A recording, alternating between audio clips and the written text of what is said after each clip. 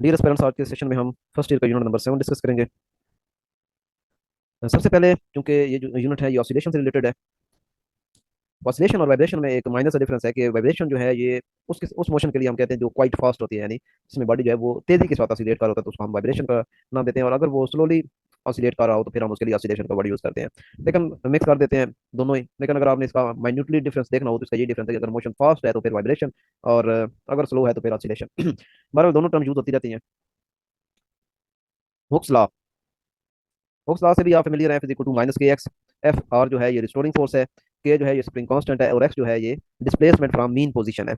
Definition लिखिए। Hooke law state that strain of the material is proportional to the applied stress. ये जो x है ये strain है, और एफ आर जो है ये अप्लाइड स्ट्रेस है, जो आपने फोर्स अप्लाई की थी और उसके रिस्पॉन्स में जो डिस्प्लेसमेंट आई या strain I with in the elastic limit. यानी हुक लॉ की एक ये भी प्रॉपर्टी है कि ये इलास्टिक लिमिट के अंदर वैलिड है। इसके अलावा आप यूं भी कह सकते हैं कि हमें ये वो रिलेशनशिप बताता है कि कितनी फोर्स रिक्वायर्ड होगी टू एक्सटेंड और compress a spring by some distance. किसी डिस्टेंस तक आपने किसी भी स्प्रिंग को कंप्रेस करना है या स्ट्रेच करना है, तो कितनी फोर्स आपको रिक्वायर्ड होगी। क्योंकि बेसिकली ये एफ प्रोपोर्शन है एक्स के, ठीक है। यानी फोर्स कितनी रिक्वायर्ड होगी एक स्पेसिफिक स्ट्रेचिंग या कंप्रेशन के लिए किसी स्प्रिंग को। नेगेटिव साइन जो है ये हम इंडिकेट करता है कि जहाँ जिस डायरेक्शन में आप फोर्स अप्लाई कर रहे हैं, रिस्टोरिंग फोर्स उसके अपोजिट डायरेक्शन में है। ये रिस्टोरिंग फोर्स का फार्मूला है for equal to minus k x. Restoring force हमेशा मीन पोजीशन की तरफ होती है। Negative sign shows that restoring force due to spring is in the opposite direction to force which cause the displacement. यानी जो आपने force apply की थी जिसकी वजह से स्प्रिंग आपका कंप्रेस हुआ है या स्ट्रेच हुआ है, रिस्टोरिंग फोर्स उसके अपोजिट डायरेक्शन में होगी। इसके अलावा के हमें बताता है स्टिफनेस के बारे में कि आपका जो स्प्रिंग है वो कितना स्टिफ है, कितना सख्त है। अगर के की लार्जर वैल्यू है तो फिर इसका मतलब है कि जो स्प्रिंग है वो हार्ड है, और अगर के की वैल्यू स्मॉल है तो इसका मतलब है स्प्रिंग आपका सॉफ्ट है। इसके अलावा नेक्स्ट जो टॉपिक है वो है अगर आपके पास डिफरेंट स्प्रिंग्स हैं और उनको आप सीरीज कॉम्बिनेशन में जोड़ते हैं, बिल्कुल ऐसे ही जैसे आप रेजिस्टेंसेस को सीरीज कॉम्बिनेशन में जोड़ते हैं, कैपेसिटर्स को जोड़ते हैं, इंडक्टर्स को जोड़ते हैं। ये टॉपिक आपकी टेक्स्ट बुक में तो नहीं है, लेकिन मैंने यहाँ पे इंक्लूड कर दिया है क्योंकि इससे रिलेटेड भी क्वेश्चन आ जाते हैं बहुत बात। तो जब आप डिफरेंट स्प्रिंग्स को सीरीज कॉम्बिनेशन में जोड़ते हैं, सीरीज का मतलब है एंड टू एंड, यानी एक स्प्रिंग के साथ दूसरा स्प्रिंग आप अटैच करते हैं, जहाँ पे एक एंड होता है उसके साथ आप दूसरा अटैच करते हैं और दूसरे के साथ आप तीसरा अटैच करते हैं। और जब आप उसके ऊपर कोई फोर्स अप्लाई करते हैं, इसका प्रॉपर्टी ये है, जिस तरह आप सीरीज को सॉरी रेजिस्टेंसेज को जब आप सीरीज में जोड़ते हैं तो वहाँ पे आप बताते हैं कि सीरीज कॉम्बिनेशन की प्रॉपर्टी ये है कि करंट जो है वो तमाम रेजिस्टेंसेज में सेम होगा। बिल्कुल ऐसे ही यहाँ पे आप उस चीज को सोच सकते हैं कि अगर आपके पास डिफरेंट स्प्रिंग्स हैं और आप उनको सीरीज में कनेक्ट कर रहे हैं तो फिर हर स्प्रिंग जो है वो सेम फोर्स एक्सपीरियंस करेगा। और जो टोटल एक्सटेंशन होगी स्प्रिंग की वो आप लिख सकते हैं इंडिविजुअल एक्सटेंशन के सम के इक्वल। ये एक्स जो है ये नेट एक्सटेंशन है, यानी जब आप फोर्स अप्लाई करेंगे तो हर स्प्रिंग में कुछ ना कुछ स्ट्रेच आएगा, और उस वजह से जो नेट डिस्प्लेसमेंट आएगा या नेट स्ट्रेच होगा स्प्रिंग के अंदर वो एक्स है, और इसको आप लिख सकते हैं individual sum of x one x two and x three and so on.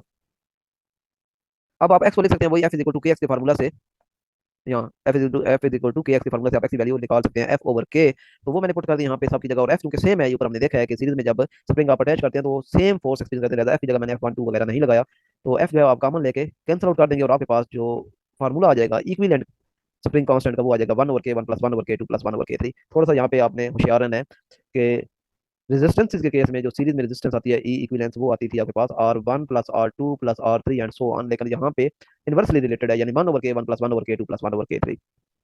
अब नेक्स्ट है कि अगर आपके पास डिफरेंट स्प्रिंग है और उनको आपने पैरेलल कॉम्बिनेशन में अटैच किया तो फिर इसकी प्रॉपर्टी ये है कि तमाम जो स्प्रिंग हैं वो सेम एक्सटेंशन फील करेंगे। मतलब कि आपके पास ये स्प्रिंग कुछ लगे हुए हैं, ये स्प्रिंग एक है, ये दूसरा स्प्रिंग है, और ये कोई तीसरा स्प्रिंग है, और आप सबको स्ट्रेच करते हैं किसी फोर्स के साथ, तो ये कहता है कि तमाम के अंदर जो एक्सटेंशन आएगी वो सेम आएगी, और जो नेट फोर्स है वो इक्वल होगी इंडिविजुअल फोर्स के। यानी हर स्प्रिंग पे जो इंडिविजुअल फोर्स लग रही है उन सब का जब आप सम करेंगे तो आपके पास नेट फोर्स आ जाएगी जो कि उस कॉम्बिनेशन पे लग रही है। अब दोबारा एफ को रिप्लेस किया फिर टू के एक्स वाले फार्मूले से, और क्योंकि डिस्प्लेसमेंट सबका सेम है तो लिहाजा डिस्प्लेसमेंट एक्स जो है ये दोनों तरफ से आप कॉमन लेके काट देंगे, और आपके पास जो इक्विवेलेंट स्प्रिंग कांस्टेंट आएगा वो k1 + k2 + k3 आएगा। इसके बाद एक इंपॉर्टेंट पॉइंट दिया कि अगर आप स्प्रिंग को काट देते हैं एन इक्वल पार्ट्स में, एन इक्वल पार्ट में अगर आप किसी स्प्रिंग को काट देते हैं तो फिर हर जो पार्ट होगा ईच पार्ट उसका जो स्प्रिंग कांस्टेंट होगा वो एन के होगा। और ये अप्रूव भी कर सकते हैं, आगे प्रूव दिया हुआ है कि अगर आपके पास मुख्तलिफ पीसेज हैं एन के और आप चाहते हैं कि उनको कंबाइन करें और एक स्प्रिंग बना दें, तो उसका जो स्प्रिंग कांस्टेंट आएगा वो बिल्कुल वही आएगा जो अभी हमने देखा है कि एक स्प्रिंग को काट देने के बाद, यानी एक स्प्रिंग जिसका अपना स्प्रिंग कांस्टेंट के था, हमने उसको काटा एन के पार्ट में, सॉरी हमने उसको काटा एन पार्ट्स में। स्प्रिंग एक था जिसका अपना स्प्रिंग कांस्टेंट के था और हमने उसको काटा एन इक्वल पार्ट्स में, तो फिर हर जो पार्ट था उसका स्प्रिंग कांस्टेंट कितना आ गया एन के। तो लिहाजा आप कह सकते हैं कि अगर आपके पास एन स्प्रिंग्स हैं, एन स्प्रिंग्स हैं जिसमें हर एक का स्प्रिंग कांस्टेंट एन के है, और आप उनको जोड़ते हैं सीरीज में जोड़ते हैं, तो सीरीज में जोड़ने के बाद जो इक्विवेलेंस स्प्रिंग कांस्टेंट आएगा वो क्या आ जाएगा, वो के आ जाएगा, यानी वही ओरिजिनल स्प्रिंग का कांस्टेंट आ जाएगा आपके पास। ये नीचे प्रूफ दिया हुआ है, और यहाँ आप देख सकते हैं कि मैंने उसी सीरीज वाले फार्मूले को यूज किया और आखिर पे जो स्प्रिंग कांस्टेंट निकला है वो वही स्प्रिंग कांस्टेंट आया जो कि एक्चुअल स्प्रिंग का अपना स्प्रिंग कांस्टेंट था। इसके बाद नेक्स्ट है कि अगर आपके पास एन स्प्रिंग्स हैं और हर एक का जो स्प्रिंग कांस्टेंट है वो एन के है और उनको आप पैरेलल कॉम्बिनेशन में जोड़ते हैं तो फिर जो इक्विवेलेंट आपके पास स्प्रिंग कांस्टेंट आएगा वो एन स्क्वायर के आएगा। इसके अलावा स्प्रिंग कांस्टेंट जो है ये डिपेंड करता है inversely related to length of spring, यानी जितनी भी स्प्रिंग की लेंथ ज्यादा होगी उतना स्प्रिंग कांस्टेंट की वैल्यू के जो है वो लेस होगी, और जितनी लेंथ कम होगी उतना स्प्रिंग कांस्टेंट के जो है वो ज्यादा होगी, यानी आपस में इनवर्सली रिलेटेड है।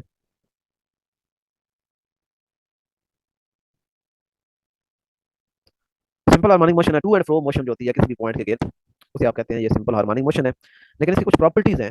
हर टू एंड फ्रो मोशन को आप सिंपल हार्मोनिक मोशन नहीं कह सकते। इसकी प्रॉपर्टी है कि एक तो जो मेन डिफरेंस है वो ये है कि एक्सेलरेशन जो बॉडी का होना चाहिए वो डायरेक्टली रिलेटेड होना चाहिए नेगेटिव ऑफ डिस्प्लेसमेंट, यानी ए जो है एक्सेलरेशन वो डायरेक्टली रिलेटेड होना चाहिए डिस्प्लेसमेंट के, और नेगेटिव नेगेटिव हमें ये बताता है कि जो एक्सेलरेशन की डायरेक्शन है वो टुवर्ड्स मीन पोजीशन होनी चाहिए। रेडियस का कोई कंसर्न नहीं है, स्प्रिंग के रेडियस का कोई कंसर्न नहीं है। तो कंडीशन क्या है सिंपल हार्मोनिक मोशन के लिए? सबसे पहली जो कंडीशन है वो तो ये है कि there must be restoring force. System के अंदर एक रिस्टोरिंग फोर्स लाजमी होनी चाहिए, क्योंकि रिस्टोरिंग फोर्स ही जो है वो एक मेन रोल प्ले करता है सिंपल हार्मोनिक मोशन को कंटिन्यू रखने में। इसके अलावा सिस्टम का इनर्शिया होना चाहिए, क्योंकि रिस्टोरिंग फोर्स इनर्शिया दो प्रॉपर्टीज हैं जिनमें से जो ऑसिलेशन है सिंपल हार्मोनिक मोशन वो कंटिन्यू रहती है। इसके अलावा ये अभी ऊपर देख चुके हैं कि एक्सेलरेशन ऑफ द सिस्टम जो है वो डायरेक्टली प्रोपोर्शनल होना चाहिए डिस्प्लेसमेंट की, और हमेशा उसकी डायरेक्शन होनी चाहिए टुवर्ड्स मीन पोजीशन, और उसको मैथमेटिकली आप यूं लिख सकते हैं ए प्रोपोर्शनल टू माइनस एक्स। अगर हम सिंपल पेंडुलम की बात करें तो रिस्टोरिंग फोर्स कहां से आती है? ग्रेविटी प्रोवाइड करती है। और अगर हम मैस स्प्रिंग सिस्टम की बात करें तो रिस्टोरिंग फोर्स प्रोवाइड करता है इलास्टिसिटी ऑफ द मटेरियल, यानी स्प्रिंग जो आप इस्तेमाल कर रहे हैं वो जिस मटेरियल का बनाया गया उस मटेरियल की जो इलास्टिसिटी है वो ही मेजरमेंट है रिस्टोरिंग फोर्स की।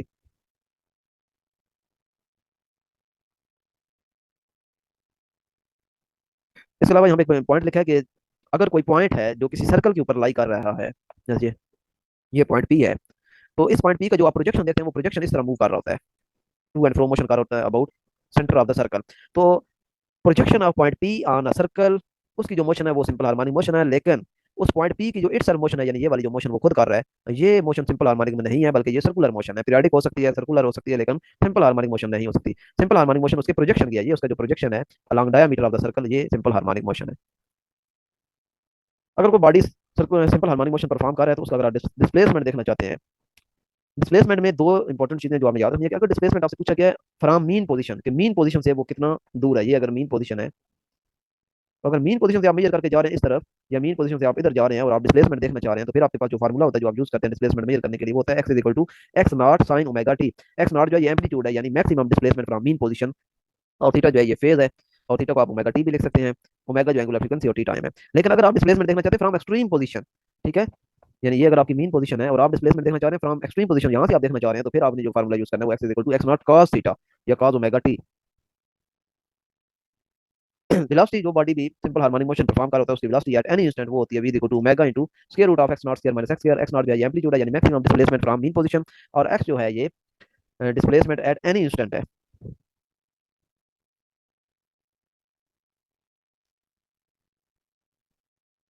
इसकी रीजन आप एक कैंडिडेट ने पूछी कि ऐसा क्यों है कि मीन पोजीशन से जो है वो साइन थीटा है और एक्सट्रीम पोजीशन से जो है वो कॉस है। तो इसकी रीजन ये है कि सपोज हम ये एग्जांपल लेते हैं, ये मीन पोजीशन हम ट्रीट कर रहे हैं ये, तो यहाँ पे जो थीटा है वो जीरो है, इस पॉइंट पे आपका जो थीटा है वो जीरो है, और ये इसकी एक्सट्रीम पोजीशन है, तो यहाँ पे जो थीटा है वो है 90 है। तो आप फार्मूला वही यूज कर लें, आप कहते हैं कि हमने वही यूज करना है x equal to x not sine theta.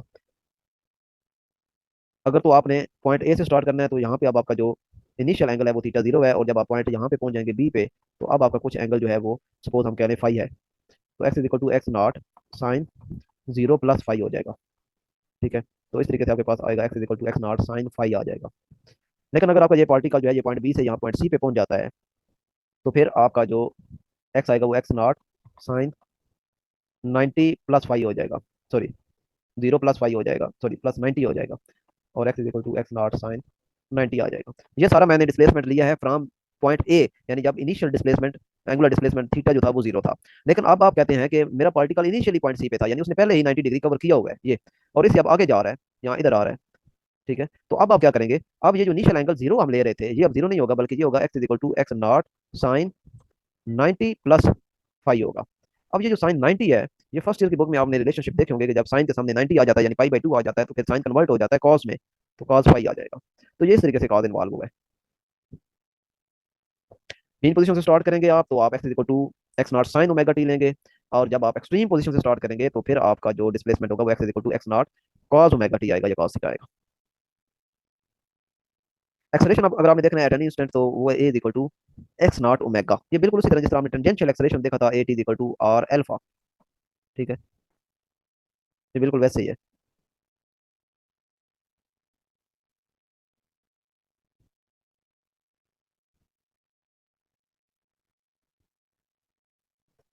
जहाँ पे ये एक्सेलरेशन का रिलेशनशिप मैंने नहीं बताया, यहाँ पे होना चाहिए था वेलोसिटी, ये वेलोसिटी होनी चाहिए थी v is equal to r omega x not omega. Anyways ये मैं चेक करूंगा, मुझे 100% श्योर है कि ये गलत लिखा हुआ है। नेक्स्ट है एम्पलीट्यूड। एम्पलीट्यूड आपको पता है मीन पोजीशन से लेके एक्सट्रीम पोजीशन तक का जो डिस्टेंस होता है उसको आप एम्पलीट्यूड कहते हैं, ये मैक्सिमम डिस्टेंस होता है। वाइब्रेशन जो एक कंप्लीट साइकिल होता है ड्यूरिंग सिंपल हार्मोनिक मोशन, यानी पॉइंट ए से अगर आपने स्टार्ट किया है, यहाँ से स्टार्ट किया और आप पॉइंट बी पे गए और दोबारा पॉइंट ए तक आने के लिए आप कहते हैं कि एक मुकम्मल जो चक्कर है, जो मुकम्मल साइकिल है, इसे आप एक वाइब्रेशन का नाम देते हैं।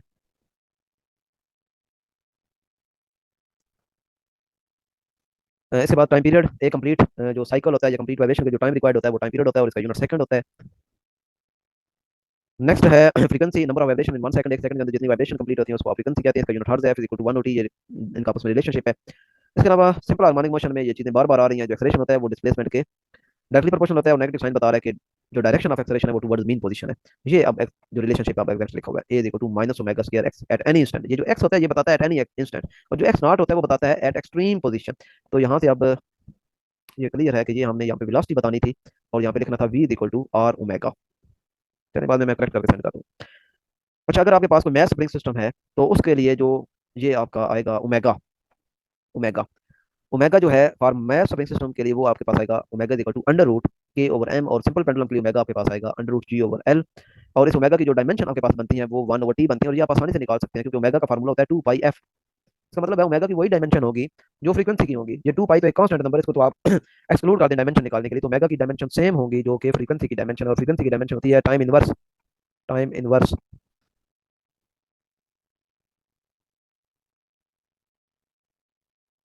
सिंपल पेंडुलम की फिजिकल सिग्निफिकेंस क्या हो सकती है, ये आपके पास एक स्ट्रिंग होती है, आपके पास जो मैथलेस होती है, इनएक्सटेंसिबल होती है, उसके साथ एक बॉब अटैच होती है और उसको आप ऑसिलेट करवाते हैं।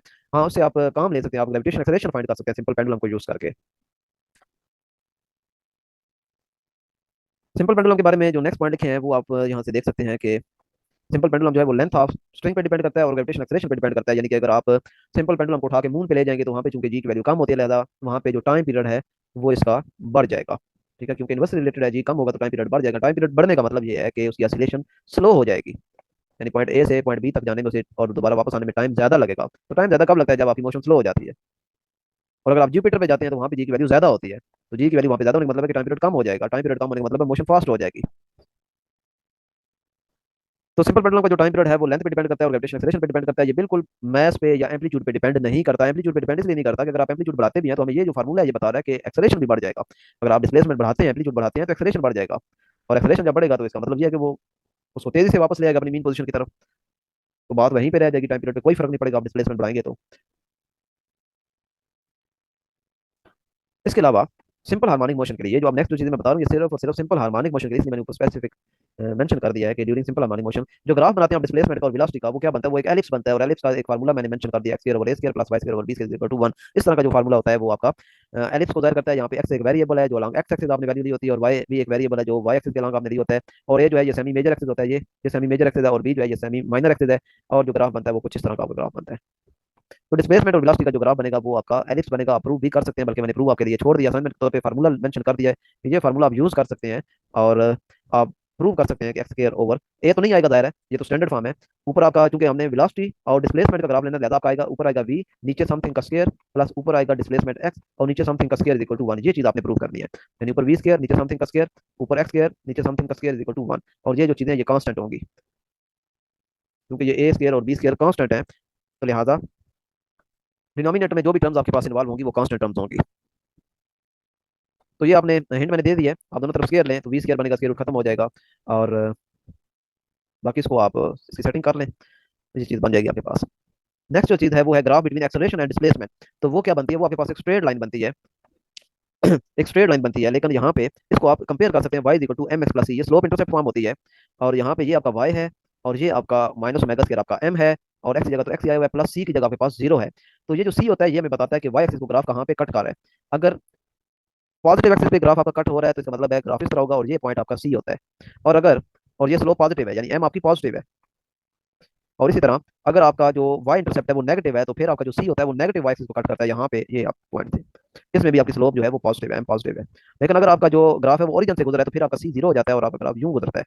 अभी भी इसकी जो स्लोप है वो पॉजिटिव है, लेकिन अब वाई इंटरसेप्ट जीरो हो गया है, सी जीरो है। अब हम अपने क्वेश्चन की तरफ आते हैं। यहाँ पे आपकी जो स्लोप है वो नेगेटिव है, ये हमारी स्लोप है तो ये नेगेटिव आएगा। तो अब आपका जो ग्राफ होगा वो यूं होगा, ये ये नेगेटिव स्लोप के लिए है और ये वाई इंटरसेप्ट सी की वैल्यू है, ये स्लोप आपकी नेगेटिव है। इसी तरह अगर वाई इंटरसेप्ट नेगेटिव है तो फिर यहाँ पे कट करेगा, सी की वैल्यू नेगेटिव होगी और एम आपका नेगेटिव है, स्लोप नेगेटिव है। लेकिन अगर आपका ग्राफ जब ओरिजिन से गुजरा यानी वाई इंटरसेप्ट जीरो है तो फिर ग्राफ कुछ इस तरह का होगा। तो इस तरह के ग्राफ जो होते हैं ये हमें बताते हैं कि पॉजिटिव स्लोप है, और इस तरह के ग्राफ जो है ये हमें बताते हैं नेगेटिव स्लोप है। और ये जो सी का फैक्टर है यहाँ पे, ये सी बताता है कि ग्राफ आपका वाई एक्सिस को कहाँ पे कट कर रहा है। अगर प्लस सी है तो इसका मतलब है पॉजिटिव वाई एक्सिस पे कटिंग हो रही है, अगर नेगेटिव सी है तो फिर इसका मतलब है नेगेटिव वाई एक्सिस पे कट हो रहा है, और अगर सी जीरो है तो इसका मतलब है ओरिजिन से पास कर रहा है। तो इस केस में एक्सेलरेशन और वेलोसिटी के लिए एक्सेलरेशन और डिस्प्लेसमेंट का जो ग्राफ है वो स्लोप इंटरसेप्ट ग्राफ होता है और वो इस तरह बनेगा ये। और कहाँ से गुजरेगा, ओरिजिन से गुजरेगा, ओरिजिन से गुजरेगा। नेक्स्ट है graph between velocity and acceleration. तो ये भी एक एलिप्स बनती है और इसको आप प्रूव कर सकते हैं उसी फार्मूला से जो ऊपर आपने लिखा था वेलोसिटी वाला, लेकिन इसमें आपने एक रिप्लेसमेंट करनी है। इस एक्स की जगह आपने फार्मूला जो a equal to minus omega square x है उसमें से एक्स की वैल्यू निकाल के a over minus omega square आपने पुट कर देना है। ये असाइनमेंट है, दो असाइनमेंट दी आपको, ये आपने करनी है। इसके बाद अब हम देखते हैं कि graph between kinetic energy and displacement is parabola opening downward. ये देखें जी, ये हमें पता है मीन पोजीशन है, और मीन पोजीशन पे हमें काइनेटिक एनर्जी का पता है कि काइनेटिक एनर्जी मीन पोजीशन पे मैक्सिमम होती है। तो लिहाजा ये हम एक एक्सट्रीम पोजीशन ले लेते हैं, एक्स नॉट इधर भी और एक इधर भी एक्स नॉट ले लेते हैं, और ये हमारी एक्स जो है वो जीरो है यानी मीन पोजीशन है। मीन पोजीशन पे काइनेटिक एनर्जी चूंकि मैक्सिमम होती है, वाई एक्सिस पे मैं काइनेटिक एनर्जी लेने लगा हूं तो ये मैक्सिमम वैल्यू आ गई। अब हमें पता है जैसे जैसे हम मीन पोजीशन से दूर होते जाते हैं काइनेटिक एनर्जी की वैल्यू कम होना शुरू होती है, कम होते होते बिल्कुल जब आप एम्पलीट्यूड पे पहुंच जाते हैं, एक्सट्रीम पोजीशन पे पहुंच जाते हैं तो काइनेटिक एनर्जी बिल्कुल जीरो हो जाती है, क्योंकि वहां पे जाके आपका सिस्टम रुक जाता है मोमेंटरीली। और इस तरह इस साइड पे भी, तो ये आप एक पैराबोला बना है जिसका जो फेस ओपन हो रहा है वो डाउनवर्ड हो रहा है। लेकिन अगर पोटेंशियल एनर्जी की बात करें तो वो उल्ट होता है, क्योंकि वो मीन पोजीशन उसकी वैल्यू मैक्सिमम होती है और एक्सट्रीम पे मिनिमम होती है। तो उसका ग्राफ कुछ ऐसे बनेगा, ये वो ऊपर की तरफ उसका मुंह जो है वो ओपन हो रहा है। Graph between total energy and displacement is horizontal line. Total energy चूंकि हर पॉइंट पे कांस्टेंट रहती है, यानी चाहे आप मीन पोजीशन पे हैं चाहे आप एक्सट्रीम पोजीशन पे, जो टोटल एनर्जी है वो कांस्टेंट है। ठीक है, तो वो आपके पास एक हॉरिजॉन्टल स्ट्रेट लाइन आएगी, ये वो टोटल एनर्जी है। काइनेटिक एनर्जी और पोटेंशियल एनर्जी इंक्रीज और डिक्रीज होती रहती है, लेकिन जो टोटल एनर्जी यानी sum of kinetic energy and potential energy वो सेम रहता है। सिंपल हार्मोनिक मोशन में ये चीजें आपको पता है, बेसिक है कि मीन पोजीशन पे वेलोसिटी मैक्सिमम होती है, काइनेटिक एनर्जी भी मैक्सिमम है, पोटेंशियल एनर्जी मिनिमम हो जाती है, एक्सेलरेशन भी जो है वो मीन पोजीशन पे जीरो हो जाता है और एक्सट्रीम पोजीशन पे मैक्सिमम हो जाता है। तो ये सारी बातें बेसिक है, मेंशन कर दी है। एक असाइनमेंट आपके लिए और दे रहा हूँ कि आपने प्रूव करना है कि किस डिस्प्लेसमेंट पे काइनेटिक एनर्जी और पोटेंशियल एनर्जी आपस में इक्वल हो जाती है। आंसर मैंने लिख दिया plus minus x nought over under root two. ये आपने प्रूव करना है कि वाकई इस डिस्प्लेसमेंट पे काइनेटिक एनर्जी और पोटेंशियल एनर्जी मैक्सिमम होती है। इसी चीज से आपने स्टार्ट लेना है और प्रूव कर देना है। ये आपस में इक्वल करेंगे पहले, वैल्यूज लगाएंगे और ये आपने प्रूव कर देना है। सेकंड पेंडुलम वो होता है जिसका टाइम पीरियड एक्जैक्टली 2 सेकंड होता है और उसकी लेंथ जो आती है वो 1 मीटर आती है। आप निकाल सकते हैं टाइम पीरियड का फार्मूला लगा के, T equal to 2 pi under root l over g. T अगर आप 2 सेकंड पुट करेंगे, जी की वैल्यू 9.8 पुट करेंगे तो एल जो है ये अप्रॉक्सीमेटली 1 मीटर आएगा। वैसे तो ये 0.9 सेकंड आता है, सॉरी 0.9 मीटर आता है, 0.9 मीटर, लेकिन अप्रॉक्सीमेटली आप इसको 1 मीटर कह सकते हैं। अगर आपसे कहा जाए कि एक ऐसा पेंडुलम है जिसकी इनफाइनाइट लेंथ है तो उसका टाइम पीरियड क्या होगा, तो उसका टाइम पीरियड 84 मिनट होता है। याद रखें इनफाइनाइट लेंथ का मतलब ये है कि आपने रेडियस ले लेना है अर्थ का, यानी लेंथ की जगह आपने पुट कर देना है radius of earth. Radius of earth को आप कह सकते हैं कि इनफाइनाइट लेंथ है। पोल के ऊपर जो टाइम पीरियड होता है वो लेस होता है, क्योंकि जी की वैल्यू वहाँ पे ज्यादा होती है, लिहाजा वहाँ पे मोशन जो है वो फास्ट हो जाती है टाइम पीरियड, और टाइम पीरियड कम हो जाता है। इस तरह इक्वेटर की बात करें तो वहाँ पे चूंकि जी की वैल्यू कम होती है, लिहाजा वहाँ पे टाइम पीरियड की वैल्यू ज्यादा हो जाएगी। टाइम पीरियड ज्यादा होने का मतलब मोशन स्लो हो गई है और वाइब्रेशन कंप्लीट करने के लिए ज्यादा टाइम रिक्वायर्ड है। सेंटर ऑफ अर्थ पे चूंकि जी की वैल्यू जीरो हो जाती है, लिहाजा टाइम पीरियड इनफाइनाइट हो जाएगा, और टाइम इनफाइनाइट होने का मतलब है कि पेंडुलम अपनी आइसोलेशन बरकरार नहीं रख पाएगा। इसके अलावा पेंडुलम को अगर आप लिफ्ट में ले जाएं, बिल्कुल इसी तरह जिस तरह रियल एंड अपेरेंट वेट था, तो उसी तरह अगर आपका पेंडुलम लिफ्ट के अंदर मौजूद है और वो लिफ्ट एक्सेलरेशन एक साथ अपवर्ड डायरेक्शन में मूव करिए, तो फिर आपका जो टाइम पीरियड का फार्मूला होगा वो ये हो जाएगा एल ओवर जी प्लस ए। और जहां से आप देख सकते हैं कि डिनोमिनेटर में एक टर्म ऐड हो गई है, यानी डिनोमिनेटर ज्यादा हो गया, डिनोमिनेटर इंक्रीज होने से टाइम पीरियड कम हो जाएगा। टाइम पीरियड कम होने का मतलब मोशन फास्ट हो गई है। सिमिलरली अगर डाउनवर्ड डायरेक्शन में लिफ्ट एक्सेलरेट करिए एक्सेलरेशन ए के साथ, तो फिर फार्मूले में जी माइनस आ जाएगा। और अगर आपका जो पेंडुलम है वो किसी कार के अंदर और वो कार एक्सेलरेशन ए के साथ मूव कर रही है, तो फिर टाइम पीरियड का फार्मूला ये हो जाएगा एल ओवर अंडर रूट जी स्क्वायर प्लस ए स्क्वायर, दो इसके अंदर स्क्वायर रूट है। नेक्स्ट जो चीज है वो काइनेटिक एनर्जी और पोटेंशियल एनर्जी की वैल्यू है। एट एनी इंस्टेंट के लिए काइनेटिक एनर्जी की वैल्यू 1/2 के एक्स नॉट का स्क्वायर माइनस एक्स स्क्वायर, और मीन पोजीशन के लिए आप एक्स की वैल्यू जीरो पुट कर देंगे। मीन पोजीशन पे चूंकि डिस्प्लेसमेंट जीरो हो जाता है, एक्स की वैल्यू आप जीरो लगा देंगे, तो आपका फार्मूला है वो के एक्स नॉट स्क्वायर में रिप्लेस हो जाएगा। और एक्सट्रीम पोजीशन पे आपका जो एक्स होता है वो एक्स नॉट हो जाता है, तो लिहाजा x not minus x not zero, लिहाजा काइनेटिक एनर्जी भी जीरो होगी। सिमिलरली पोटेंशियल एनर्जी भी आप एट एनी इंस्टेंट जो है वो लिख सकते हैं, potential energy to 1/2 k x square. मैं फिर बताता चलूँ, एक्स जो होता है ये एट एनी इंस्टेंट के लिए होता है, और एक्स नॉट जो होता है ये हमें बताता है कि आप एक्सट्रीम पोजीशन पे पहुंचे हुए हैं। तो पोटेंशियल एनर्जी मीन पोजीशन पे जो है वो जीरो हो जाती है, क्योंकि वहां पे एक्स जीरो हो जाता है, और एक्सट्रीम पे एक्स नॉट हो जाएगा, लिहाजा 1/2 k x नॉट का स्क्वायर। अगर आप फ्रिक्शनल फोर्सेस को इग्नोर करें तो फिर total energy of the mass supplying system eight any instant remain conserved. और वो कितनी आती है टोटल एनर्जी, वो 1/2 k x नॉट का स्क्वायर आएगी। यहाँ पे एक थॉट एक्सपेरिमेंट है कि अगर आप जमीन के अंदर डायमीटर के अलॉन्ग एक होल क्रिएट करते हैं और उस होल में आप कोई ऑब्जेक्ट जो है वो ड्रॉप करते हैं, तो वो क्या करेगा, वो दूसरी साइड से निकलेगा नहीं, बल्कि उसी डायमीटर के अलॉन्ग वो to and fro motion start कर देगा। ये यानी अर्थ के डायमीटर के अलॉन्ग जब आप होल डग करेंगे तो उसमें कोई ऑब्जेक्ट फेंकेंगे तो वो to and fro motion start कर देगा due to inertia and gravitational force.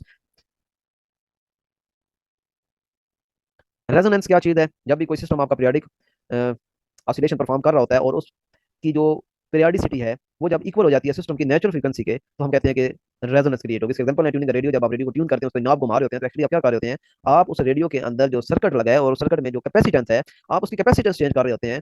और उसकी कैपेसिटेंस चेंज करके आप उसकी फ्रीक्वेंसी मैच कर रहे होते हैं जो सिग्नल आपके पास आ रहा है। तो सिग्नल की फ्रीक्वेंसी और सर्किट की जो फ्रीक्वेंसी है वो जब आपस में मैच कर जाती है तो आपको क्लियर आवाज सुनाई देती है, और आप कहते हैं कि अब जो स्टेशन है वो स्टेबल हो गया है, और आपको बगैर नॉइज के आप एफएम या रेडियो सुनना शुरू कर देते हैं। माइक्रोवेव ओवन में जो आप खाना को करते हैं वो भी ऐसा ही है कि जो आपने चीज अंदर रखी होती है उसकी जो मॉलिक्यूल्स की वाइब्रेशन होती है वो, और जो माइक्रोवेव्स होती हैं जो कि माइक्रोवेव ओवन के अंदर जनरेट होती हैं, उन दोनों की फ्रीक्वेंसी आपस में मैच होती है, जिस वजह से मैक्सिमम जो हीट है वो एब्जॉर्ब करता है आपने जो खाना रखा होता है, और वो कुक हो जाता है जल्दी। सोल्जर का जो मार्च होता है ब्रिज के ऊपर, वो भी यही है कि जो कदम सारे सोल्जर इकट्ठे रखते हैं तो उनकी जो फ्रीक्वेंसी होती है वो सिस्टम की फ्रीक्वेंसी से मैच कर जाती है, और ब्रिज के टूटने का खतरा होता है। डैम्प्ड ऑसिलेशन, रेजिस्टिव फोर्सेस की मौजूदगी में जो ऑसिलेशन होती है उसे डैम्प्ड ऑसिलेशन कहा जाता है। ये आप पानी के अंदर एक पेंडुलम को मूव करवाएं, ऑसिलेट करवाएं, तो ज़ाहिर पानी जो है वो रेजिस्टिव फोर्स प्रोवाइड करेगा। तेज हवा चल रही है उसमें आपका पेंडुलम मूव कर रहा है, तो तेज हवा जो है वो भी रेजिस्टिव फोर्स ही है। तो इस तरीके से आपके पास कई किस्म की रेजिस्टिव फोर्सेज हो सकती हैं। तो रेजिस्टिव फोर्सेज में एम्पलीट्यूड जो होता है वो ग्रेजुअली डिक्रीज होता है, एम्पलीट्यूड डिक्रीजेस ग्रेजुअली। और energy of the system dissipated, damped oscillation में एनर्जी डिसिपेट होती है। इसके अलावा जो नेक्स्ट पॉइंट है वो ये है कि हैवीली डैम्प्ड सिस्टम की जो रेजोनेंस होती है वो फ्लैट होती है, और उसका जो एम्पलीट्यूड होता है वो कम होता है। रेजोनेंस फ्लैट और एम्पलीट्यूड कम। इसका ग्राफ भी बुक में बना हुआ है, कुछ ऐसे ग्राफ है ये, इस तरीके से। एम्पलीट्यूड कम है, रेजोनेंस फ्लैट है, और हैवीली डैम्प है। डैम्पिंग के टाइप्स हैं, अंडर डैम्पिंग, इसे लाइट डैम्पिंग भी कहा जाता है। इसमें ये होता है कि बॉडी जो है वो ऑसिलेट करता रहता है and it's amplitude decreases gradually, यानी कुछ इस तरह का ये ग्राफ इसका बनता है। ये ये एम्पलीट्यूड है, ग्रेजुअली इसका एम्पलीट्यूड डिक्रीज होता है और बिला खतीर हो जाता है। क्रिटिकल डैम्पिंग में क्या होता है कि बॉडी जो है वो ऑसिलेट करते ही नहीं है, आप उसको डिस्प्लेस करते हैं तो वो फौरी वापस आ जाता है, शॉर्टेस्ट टाइम में वो मीन पोजीशन पे वापस आ जाता है और ऑसिलेट नहीं करता। ओवर डैम्पिंग में ये है कि उसे काफी टाइम लगता है, लॉन्गेस्ट टाइम लेता है वो वापस आने में, ये भी ऑसिलेट नहीं करता। यानी क्रिटिकल डैम्पिंग और ओवर डैम्पिंग में दोनों में सिस्टम जो है वो ऑसिलेट नहीं करता। आप उसको डिस्प्लेस करते हैं मीन पोजीशन से, आप यहाँ से ले गए एक्सट्रीम पे, और जब आपने छोड़ा तो क्रिटिकल डैम्पिंग में वो शॉर्टेस्ट टाइम में वापस आ जाएगा अपने मीन पोजीशन पे और ऑसिलेट नहीं करेगा। लेकिन ओवर डैम्पिंग में जब आप उसे छोड़ेंगे तो वो आएगा मीन पोजीशन पे, लेकिन बहुत ज्यादा टाइम लेके वापस आएगा। ये सिर्फ डिफरेंस है, शॉर्टेस्ट टाइम में ये वापस आ जाता है, ये लॉन्गेस्ट टाइम में आ जाता है। दोनों ऑसिलेट नहीं करते, डजंट ऑसिलेट, दोनों ऑसिलेट नहीं करते। सिर्फ आपकी ऑसिलेशन जो है वो अंडर डैम्पिंग में या लाइट डैम्पिंग में है, लेकिन उसमें यह है कि आपका जो एम्पलीट्यूड है वो ग्रेजुअली डिक्रीज होता रहता है।